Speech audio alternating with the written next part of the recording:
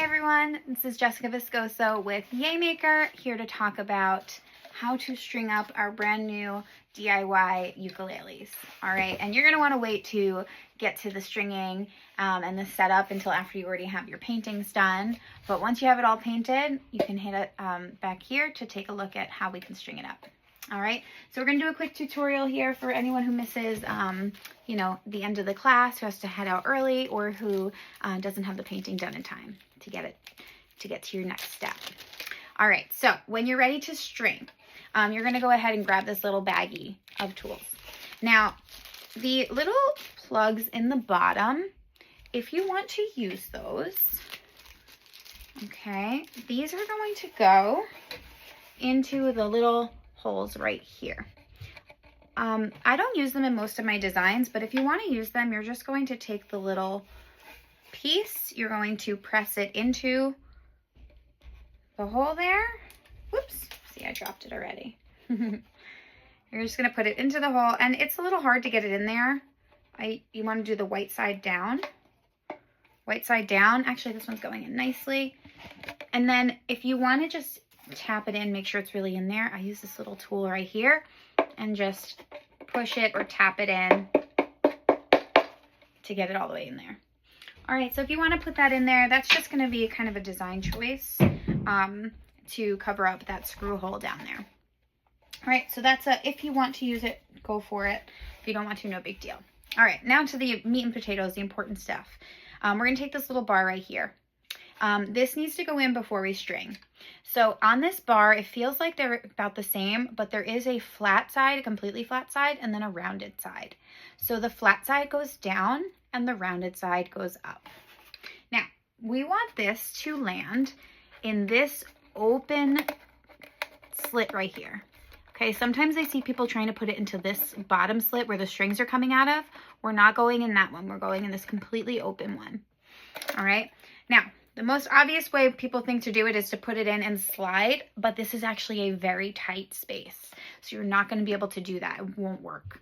Okay, and another way is to put it right on and then press, but it really gives you a lot of pressure. It's actually really difficult. So you'll find that as you go. So the best way I've found to do this is to take the bottom flat side, line it up to the corner. Okay, even that's a little difficult to get in, but line it up to the little corner there. And you want to make it so that it's sticking up like this, like a lever. Okay, and then once you have it like that, then you can go ahead and press it down. Whoops. Okay, see, it's a little difficult. Put it in there like that. Press it down, and you're going to hear it's tight. And you're going to push it in, okay? And then go back and push both sides. That usually helps give you enough pressure that you can get it in the way that it's supposed to go in without having to give it too much force, okay? So that little lever action really helps. If it's slightly off center, like mine, just a little tiny bit, that's okay. It's just to hold the strings up as you go, all right? If it's really off center and if you want to take it off and start over, I, again, use this little tool in the kit, and I'll wedge it underneath and then lift it out. So if you need to take it out, you can. But that's how we get that in, okay? Now, once you have that, you're going to unravel the strings. Okay, so you're just going to unravel that little loop there, and you're ready to string. Now, there's a few little intricacies to where the strings meet up afterwards. But what I'm going to do first, before I get into those little intricacies, I'm just going to show you how to string it, okay, how it works, and then we'll talk about the little things we need to know. So, up here on these metal pegs, there is a little hole that runs through it. If the hole is not aligned to the bottom, you can just turn the peg over here, left or right, whichever way works, and make sure that your hole is just more towards the bottom, so make it easier for stringing. Okay, so see how I just moved that hole down to the bottom? Now I'll be able to string right through. Okay, so I'm going to take my string. I will tell you where to go in a minute, but I'm just going to put it through the hole that it's supposed to go to. I'm going to pull it so that it's a little tight, and I'm just going to hold the tension, and that's just going to be to save me some time later. If you don't hold the tension, if it's a lot looser, you can tighten it later. But this will just save me a little time later. Okay, so what we do is we go through the hole once, Then we wrap around, we feed it through the hole a second time, tighten it. Now that's enough to hold it, but we're gonna do it a third time or a second loop to just really secure it. Okay, so in total, we're going through 3 times. The first time through is our pass through, the second time through is our first loop, and the third time through is our second loop. And we don't have to tie it off, we don't have to do anything else. We're just gonna pull it tight, and that's it, okay? Your string is going to be loose, that's okay, we'll tighten it later. All right, so that's how you're gonna put each string through. Pretty simple. The one string I find a little difficult to string is the second one from the left. That is the thickest string. So sometimes when you put that one through, you'll get it through the first time, and then you'll put it through the second time, and then getting it through that third time can be difficult, but because it's so thick, a lot of the times you don't need to put it through that third time. Okay, so sometimes that one's a little difficult to get through, but all the other ones should go through, no problem. All right, now, that's how we're gonna do all of them. One time through, loop, through again, loop, through again, and you're good. Now, in terms of where each string goes in accordance with the top, all right? Our 2 outside strings, the 2 strings, left outside, the right outside, those are your 2 bottom strings. And the 2 inside strings, those are your 2 top strings, okay? Now, if we're talking about the bottom left, the outside left string, that's going to be bottom left. We're not gonna cross it all the way to the right, okay? And the bottom right string is going to be, the outside right string is going to be your bottom right string. So just in terms of where do they go, outsides are bottoms, insides are tops, okay? And then if it's the left inside or the right inside, top right, top left, okay? So we just keep them on the right or the left, depending on where they're strung up, and insides are tops, outsides are bottoms. All right, now I'm on my right inside string, okay? So this is the 3rd string from on the right here, well, from the left. I'm gonna go up. Actually, this hole is not facing the right way, so I'm just gonna turn it down, make it easier for myself. I'm gonna turn it so the hole is facing downward, making it easier to pull it through. Okay, and I'm gonna go through the hole and wrap it, and then up and through, tighten it, and then up and through and tighten it. Okay, now the one last thing I haven't spoken about yet in terms of, you know, stringing here, we talked about how to put it through, we talked about which string goes where. Now the last important thing is which way the string goes, okay? So whenever you put it through the hole, you want, when you loop, you want to turn it in the direction that goes off the instrument. So we're not turning towards the center of the instrument, we're turning off the instrument. So on the right side, we're putting it through and looping outside to the right. On the left side, we're putting it through and looping outside to the left. So everything kind of comes up, and then if you're on the left or the right, you're gonna loop out away from it. Okay, so now that I'm on this bottom right string, I'm gonna go up and through. I'm gonna loop off the instrument and then put it back through the hole. And that way, when we're looping, we're not getting caught up in any of the stuff here. Also, when we're turning the pegs in a minute, they'll all go the same, the right way.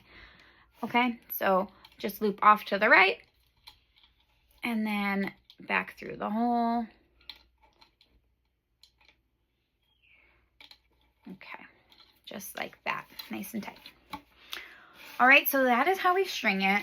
At the moment, I have no sound, okay? So that'll be a tightening thing. Up here on this little piece, we do have little notches where the strings will sit. So once they're all tightened up, they should sit in those spots. None of my strings are crossing. While these kind of come close here, they're not crossing each other, Okay, so there's that part, and then the last part is just tightening. Okay, so if you've done it just like this, where your strings come up and off the outside of the instrument, then in terms of tightening it, we're going to be doing it while we're looking at it. So our instrument's here. If we're looking at it and we're on the left side, we're going to be turning away from us. Okay, so away from your face. So that's going to be down, away, and then if we're on the right side, we're going to be turning towards us. Now, if you do it wrong, don't stress out, because if you're doing it wrong, the only thing that happens is you're loosening the string, and you're going to know you're doing it wrong because it's not going to make any sound. All right, so if I'm trying to tighten this, I'm going to go away from my face, okay? And at the same time, I'm going to start strumming, okay? And once you start getting it tight enough, as you strum, you're going to get some noise, okay? So this is how you can... This is how you can get a good strum. Or, I'm sorry, this is how you're going to tighten it. Sorry.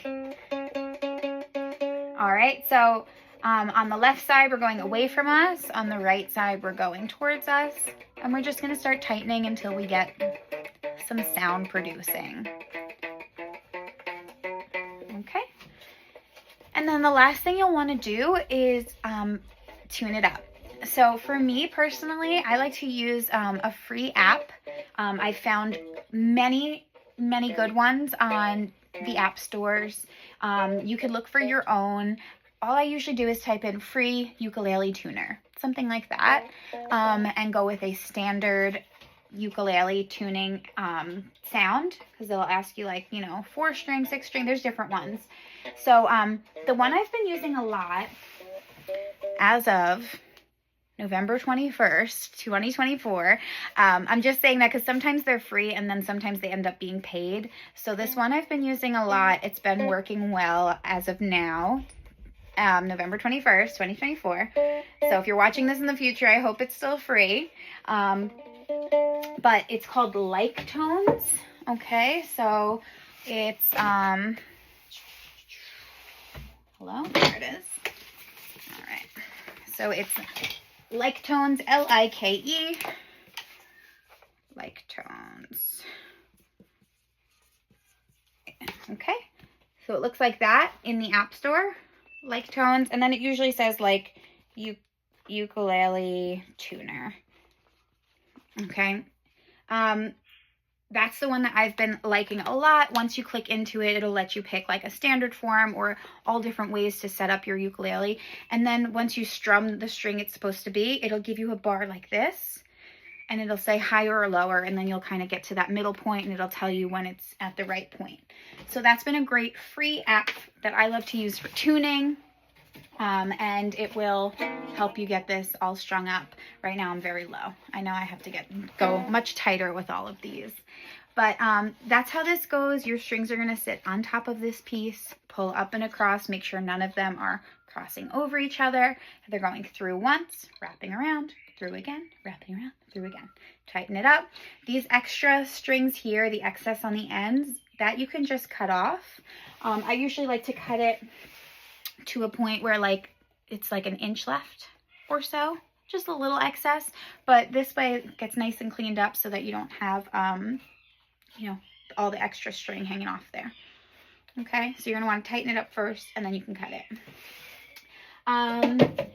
If anyone has any other questions regarding the ukulele tuning, anything that I've missed that you're interested in knowing, feel free to send me an email. It's going to be paintnightjess@gmail.com. Okay, paintnightjess@gmail.com, N-I-T-E on the night. All right, and you can always send me an email, and I'm happy to answer any other questions for you. But hopefully you have a lot of fun with your ukulele, get it all strung up, and you really enjoy it. Thank you guys for joining us and for choosing Yaymaker for your fun team events, and we hope to see you again in the future. Aloha!